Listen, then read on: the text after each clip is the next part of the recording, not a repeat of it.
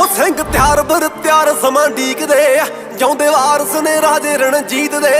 ਰਾਜ ਖਾਲਸਾ ਕਰੇਗਾ ਵਾਕ ਬਾਣੀ ਦਾ ਲਾਹੌਰ ਫੇਰ ਕੰਮ ਦੇਉ ਰਾਜਧਾਨੀ ਦਾ ਹੋ ਜੰਗ ਫੇਰ ਲੱਗੂ ਫੇਰ ਉਹਦੇ ਉੱਠਣੇ ਆਜ ਨਾਨਕ ਸ਼ਾਹੀ ਜੋ ਸਿੱਕੇ ਦੇਣਗੇ ਕੰਮ ਤੀਰਾਂ ਦਾ ਜੋ ਦੇਣਗੀਆਂ ਸਾਲਟਾਂ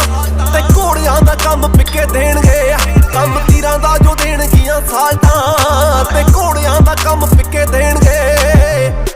ਕਿੰਨੇ ਮਸੇ ਰੰਗੜ ਜੋ ਨਰਕਾਂ ਨੂੰ ਜਾਣਗੇ ਗੁਰੂ ਘਰ ਦੇ ਜੋ ਦੁਖੀ ਤਾਏ ਜਾਣਗੇ ਜਦੋਂ ਜ਼ਾਲਮਾਂ ਦੇ ਪਾਪ ਵਾਲੇ ਘੜੇ ਭਰ ਕੇ ਨਹੀਂ ਫੇਰ ਆਉਣਗੇ ਅਕਾਲੀ ਫੂਲਾ ਸਿੰਘ ਵਰਗੇ ਸਲਾਹ ਦੇ ਜੱਥੇ ਸਾਰੇ ਇਕੱਠੇ ਹੋ ਜਾਣੇ ਜਾਂ ਤਾਂ ਨੀਲੇ ਦਿਸਣੇ ਜਾਂ ਕੇਸਰੀ ਬਣੇ ਆਉਂਦੀ ਵੈਰੀਆਂ ਦੀ ਗਿੱਚੀ ਨੂੰ ਮਰੋੜ ਆਊਗੀ ਫੌਜ ਚੜ ਜੋ 96 ਕਰੋੜ ਆਊਗੀ ਤੇ ਸੱਪ ਗੰਗੂ ਦੇ ਵਾਰਸ ਕਿਨੇ ਫੇਣਗੇ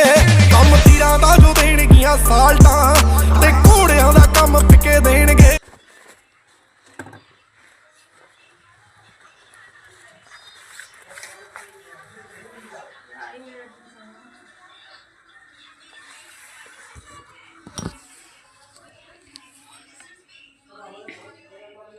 साथ में 16 मिनट हो गए।